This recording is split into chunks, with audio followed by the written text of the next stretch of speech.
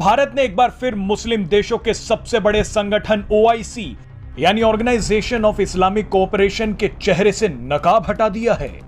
यह नकाब इसलिए हटाया गया है ताकि दुनिया को OIC का असली चेहरा दिखाया जाए। भारत ने एक ही साथ OIC के 57 मुस्लिम देशों को कड़ा संदेश दिया है। भारत ने कहा है कि OIC आतंकवाद पर अपनी सोच को सही कर ले। दरअसल OIC ने एक बार फिर ऐसे मुद्दे पर बयान दिया है जिससे उसका कोई लेना देना नहीं है।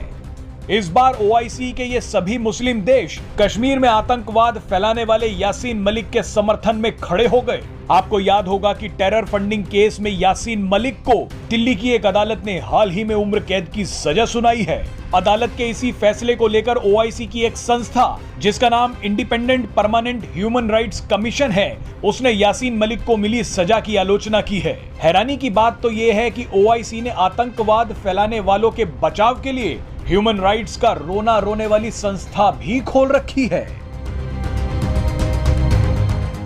वैसे OIC के इन ह्यूमन राइट्स वालों को भारत पर बयान देने से पहले अफगानिस्तान, पाकिस्तान और चीन में उइगर मुसलमानों पर हो रहे अत्याचारों पर भी बयान देना चाहिए। बहरहाल इन मुस्लिम देशों ने बेवजह बयान तो दे दिया, लेकिन भारत ने भी सही समय पर इनका इलाज कर दिया। भारतीय विदेश मंत्रालय ने OIC को लताड़ लगाई है। भारत ने कहा है कि OIC के इस तरह के बयानों को किसी भी रूप में स्वीकार नहीं किया जा सकता और OIC आतंकवाद को किसी भी सूरत में सही ना ठहराए।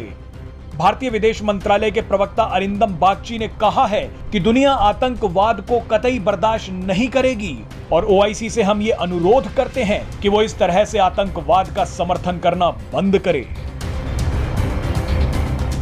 अरिंदम बागची ने यह भी कहा कि OIC ने यासीन मलिक की उन आतंकवादी गतिविधियों को भी अपना समर्थन दिया है जिसके संबंध में कोर्ट में सबूत पेश किए गए और कानून के तहत उसे सजा दी गई। आपको बता दें कि हैरानी की बात तो यह है कि जिस यासीन मलिक ने अपने गुनाहों को खुद ही कबूल कर लिया है, अब उसके बचाव में OIC उतर आया है। OIC में सबसे ज्यादा तो पाकिस्तान रो रहा है। जब से यासीन मलिक को सजा सुनाई गई है, पाकिस्तान के आंसू रुक ही नहीं रहे हैं।